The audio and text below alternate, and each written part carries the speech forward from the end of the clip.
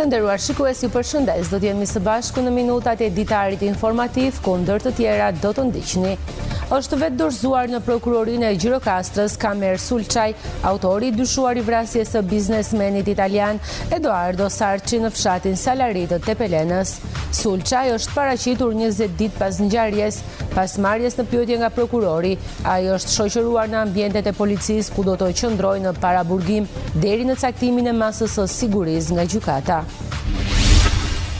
Në fshatin Asim Zeneli, bujtinat familjare mirëpresin turistët vendasit të huaj që kërkojnë qetësi, natyrë dhe përvojë autentike shqiptare, edhe pse jemi në mesin e tetorit, turizmi rural në zonat përreth Gjirokastrës vijon të jetë i gjallë. Ky interes tregon se turizmi rural po kthehet në një mundësi zhvillimi të qëndrueshëm për gjatë gjithë vitit. Sot në ditën botërore të ushqimit, Gjimnazi Gjuhësor Pandeli Sotiri organizoi panairin e gatimeve. Nga më të ndryshmet ishin ushqimet që kishin përgatitur nxënësit së bashku me antarë të familjes, të cilët ata i shitën për mësuesit dhe bashkëmoshatarët e tyre, ndërsa të ardhurat e fituara nga ky panair do të shkojnë për fëmijët në nevojë. Mjaftoi vetëm një pjesë për të marrë kualifikimin për në turin tjetër. 2-0 përfundoi takimi i luftëtarit ndaj Orikut zhvilluar dje në stadiumin Gjirokastra në kuadër të Kupës së Shqipërisë në futboll. Ishin Zani dhe Ziai që i dhanë këtë fitore skuadrës gjirokastrite. Ju njohim tani më gjerësisht. Është vetë dorëzuar në prokurorinë e Gjirokastrës Kamer Sulçaj, autori i dyshuar i vrasjes së biznesmenit italian Edoardo Sarçi në fshatin Salari të Tepelenës. Sulçaj është paraqitur 20 ditë pas ngjarjes. Pas marrjes në pyetje nga prokurori, ai është shoqëruar në ambientet e policisë ku do të qëndrojë në paraburgim deri në caktimin e masës së sigurisë nga gjykata. Ditën e sotme është vetë dorëzuar në policinë e Gjirokastrës Kamer Sulçaj, autori dyshuar për vrasjen e biznesmenit italian Edoardo Sarçi, me 27 shtator të këtij viti në fshatin Salari të Tepelenës. Pas 20 ditësh nga ngjarja ku humbi jetën shtetasi italian Edoardo Sarçi, është vetë dorëzuar autori dyshuar Kamer Sulça, së bashku me armën e gjahut, të cilën mendohet që është arma me të cilën kreu krimin në vendin e quajtur Qafa e Dilanit, ndërkohë që mësohet se ai nuk ka folur ende me saktësi për ngjarjen e 27 shtatorit, duke pohuar se do të flas vetëm para togave të zeza. Ndërkohë specialistët për hetimin e krimeve të rënda të drejtorisë vendore të policisë Gjirokastra kryen veprimet procedurale për ekzekutimin e masës së sigurisë, arrest me burg, caktuar nga gjykata Gjirokastër në mungesë për shtetasin Kamer Sulçaj, 48 vjeç, banues në fshatin Mesapik, Vlorë, i akuzuar për veprën penale, vrasje në rrethana të tjera cilësuese, në mënyrë të rrezikshme për jetën e shumë personave, mbajtje pa leje dhe prodhim i armëve, armë shpërthyese dhe i municionit, dhe prodhim dhe shitje e narkotikëve. Nga hetimet dyshohet se shtetasi Kamer Sulçaj ka qelluar me armë gjahu në Vasjak në drejtim të shtetasit Edoardo Sarçi dhe shtetasve që shoqëronin këtë të fundit dhe automjeteve të tyre në aksin Nivic-Salari, ku si pasojë shtetasi italian humbi jetën. Materialet procedurale ju referuan prokurorisë së Gjirokastrës për veprime të mëtejshme. Në fshatin Asim Zenel, bujtinat familjare mirëpresin turistë vendaset huaj që kërkojnë qetësi, natyrë dhe përvojë autentike shqiptare. Edhe pse jemi në mesin e muajit tetor, turizmi rural në zonat përreth Gjirokastrës vijon të jetë i gjallë. Ky interes tregon se turizmi po kthehet në një mundësi zhvillimi të qëndrueshëm për gjatë gjithë vitit. Edhe pse jemi në mes të muajit tetor, bujtinat në zonat rurale të Gjirokastrës vazhdojnë të mirëpresin një numër të lartë turistësh. Një prej tyre është bujtina e familjes Shuaipaj në fshatin Asim Zeneli, ku pushues nga vende të ndryshme të botës zgjedhin të kalojnë disa ditë mes natyrës dhe qetësisë që ofron zona. Në krahasim me vitin e kaluar, kjo është një risi e re, sepse vjet nuk kishim maksimumi deri në muajin shtator në 15 e parë, pastaj u rralluan dhe nuk ishin. Ndërsa si vjet ka një prurje shumë e madhe turistësh dhe unë mendoj se vizitat që bëjnë në bujtinën time janë të shumta dhe një prioritet që mendoj unë se kam në bujtinën time është ushqimi bio.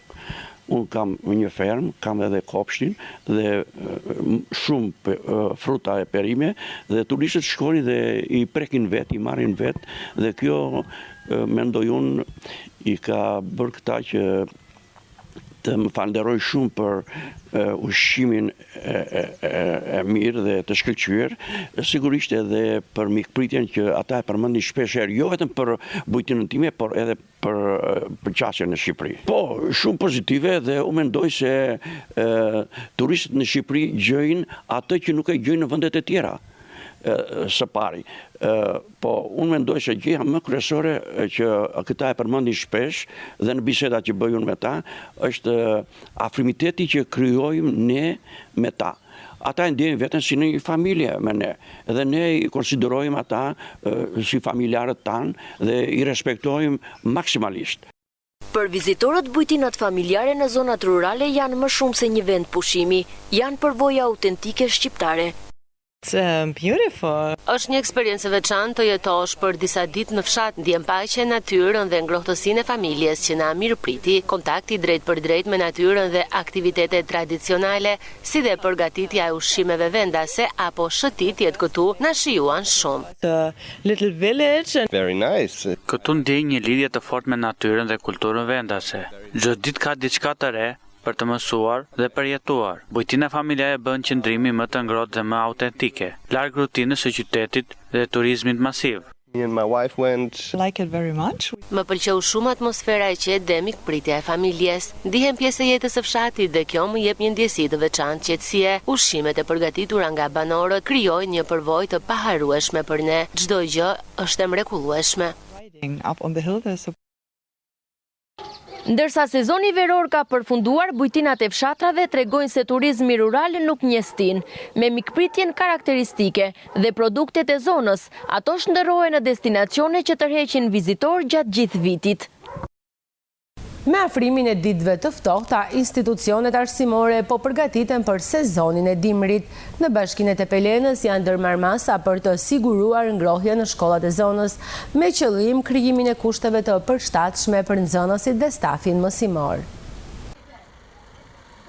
Për t'i paraprirë ditëve të ftohta të dimrit, Bashkia e Tepelenës ka ndërmarrë masa për sigurimin e ngrohjes në të gjitha institucionet arsimore që janë në jurisdiksionin e saj. Sipas informacioneve është bërë identifikimi i nevojave në çdo shkollë dhe janë vënë në dispozicion lëndë djegëse. Tashmë ne jemi në periudhën e dimrit dhe Bashkia e Tepelenës ka marrë gjitha masat. Nga përvojë dhe nga tradita e bashkisë tonë, periudha e dimrit fillon kryesisht 15 nëntor deri në fund të marsit. Në këtë kuadër Bashkia i ka marrë të gjitha masat, ngrohja do të bëhet e alternuar në tëra shkollat, kryesisht me dru zjarri, me energji elektrike, si dhe me kaldajet ose me kaloriferet. Është garantuar gjithë baza materiale, kryesisht dru të zjarrit, karburanti, po kështu dhe kontratat që vazhdojnë me energjinë elektrike. Në Bashkinë Tepelenë janë garantuar të gjitha sobat dhe aksesorët e tyre detyrimisht, po kështu edhe pajisjet e tyre elektrike. Janë garantuar drut e zjarrit rreth 300 m3, të cilat do të shpërndahen në zonat malore, kryesisht në zonat e thella, edhe në infrastrukturë brenda këtyre shkollave që do të jetë domosdoshme. Këto masa synojnë të garantojnë kushte normale të zhvillimit të procesit mësimor dhe ambiente të ngrohta për nxënësit.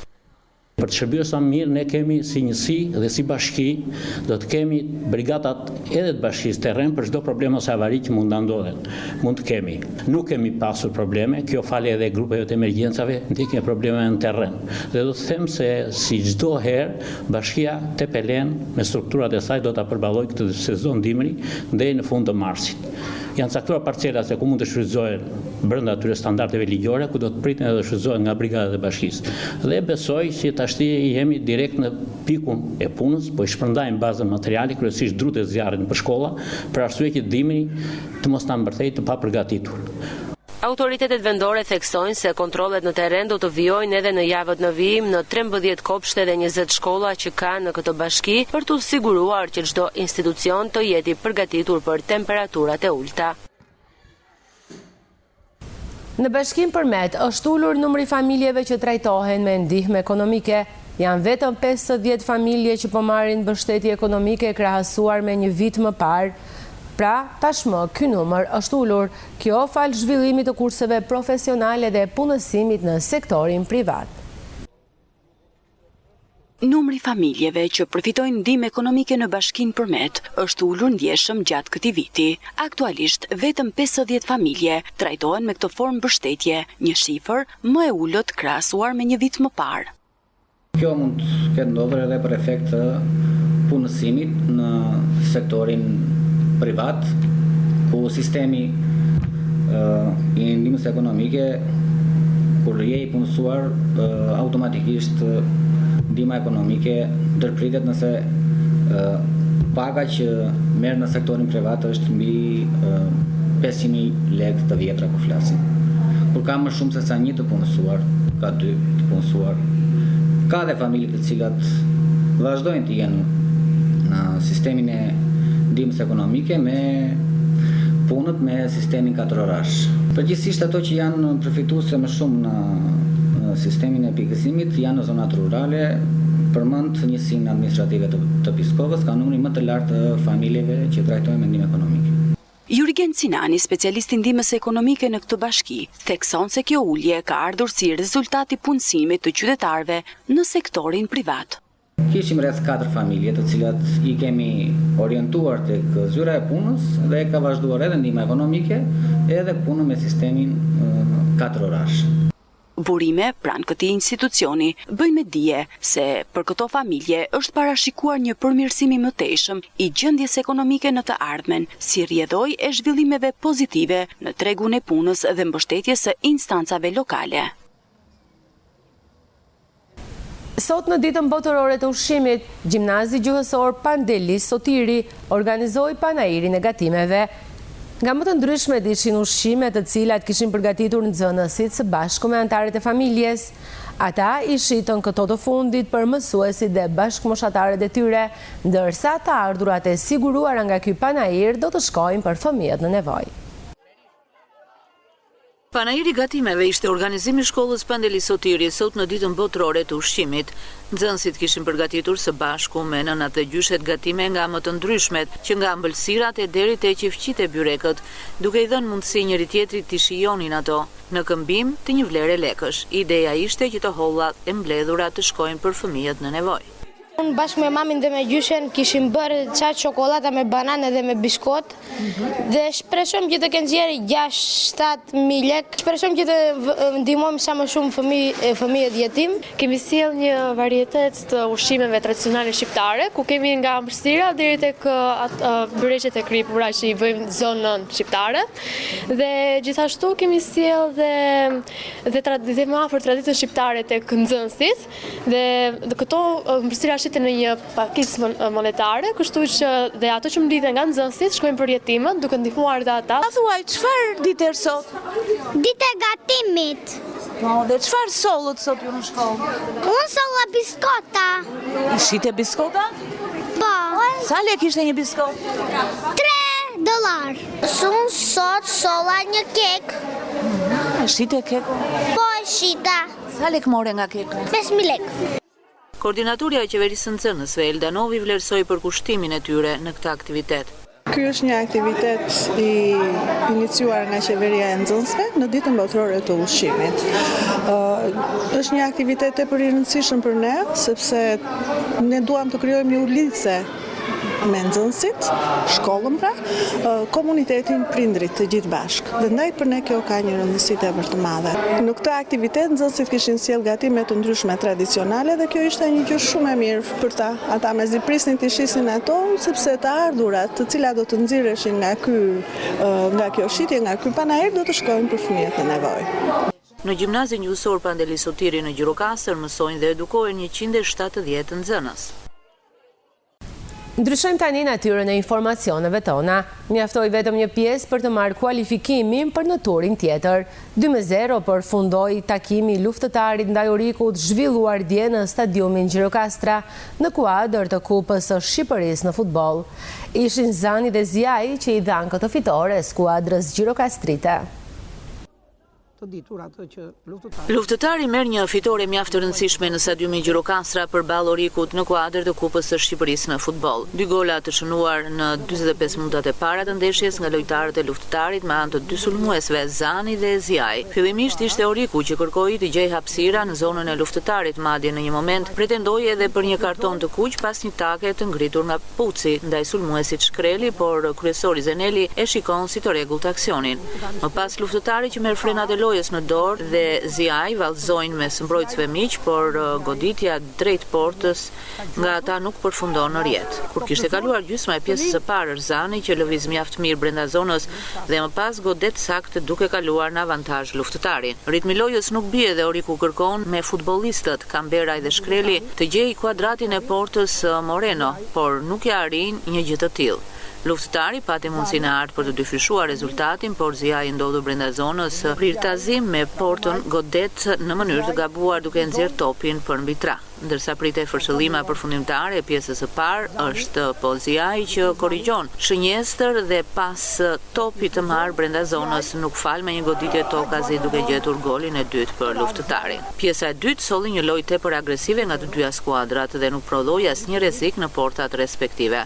Luftëtari mori disa inkursione me anë të futbollistëve Cereni, Steri dhe Bashari, ndërsa Oriku u përgjigj në krahun tjetër me anë të lojtarëve Dalanaj, Lollaj dhe Kamberaj, të cilët u munduan të ndryshojnë diçka, por nuk arritën dot të ndryshonin shifrat e kësaj ndeshje. 2-0 përfundon ky takim i luajtur në kuadër të Kupës së Shqipërisë. Objektivi është që ne si trajnera duhet që të kemi gjithë lojtarët me minutat plota. Normalisht i dha mundësinë disa lojtarëve që kishin pak minuta në kampionat, edhe për t'i thënë dhe për të qenë gati për kampionat. Kështu që sa më shumë ndeshje të kemi për lojtarët që janë më pak të aktivizuar, aq më mirë është. Normalisht edhe kalimi i turnit na jep një kënaqësi aq më tepër që Orikumi është një skuadër e mirë investuar, është një skuadër që pretendon, është në krye të grupit për të gjetur katën e parë dhe normalisht nuk ishte lehtë. Gjithsesi e administruam mirë lojën, shkuam në avantazh edhe pastaj ishim gjatë gjithë kohës në menaxhimin e lojës edhe në interpretimin atë që kërkuam që loja të shpërndajë në gjithë fushën. Mund të bënim dhe më mirë në disa element, por mos harrojmë që janë elementë goxha të rinj, janë elementë që kanë ardhur nga ekipet e të rinjve vjet, kanë luajtur në ekipin e U19 dhe si vjet është e parë që aktivizohen në ekipet e para. Normalisht prisja dhe diçka më shumë, por që në thelb jam i kënaqur për mënyrën se si interpretuan disa veprime, disa manovra që unë kisha kërkuar, aq më tepër kur thash luan me një ekip të fortë përballë edhe deri diku jam i kënaqur, por ka edhe ato mangësirat që ne duhet t'i rregullojmë sepse kampionati i luajmë me shumë i egër edhe është shumë i fortë. Në pjesën e parë ne provojmë një modul që ishim me 4-3-3 me Misun Muslimaj, vetëm me Shkrelin dhe normalisht çeptojmë te pjesa e presionit apo e presimit.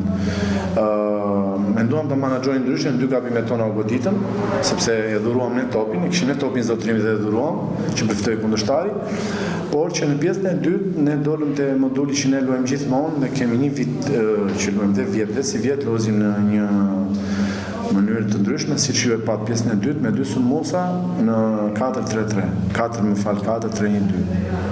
Kështu që prandaj ka më shumë pjesëmarrje te pjesa ofensive. Në turin tjetër luftëtari do të përballet me Skënderbeun. Të nderuar shikues, kemi mbritur në fund të minutave të ditarit informativ. Ju faleminderit për vëmendjen, shikim të këndshëm të programeve në vijim. Bashkë, miru takofshim.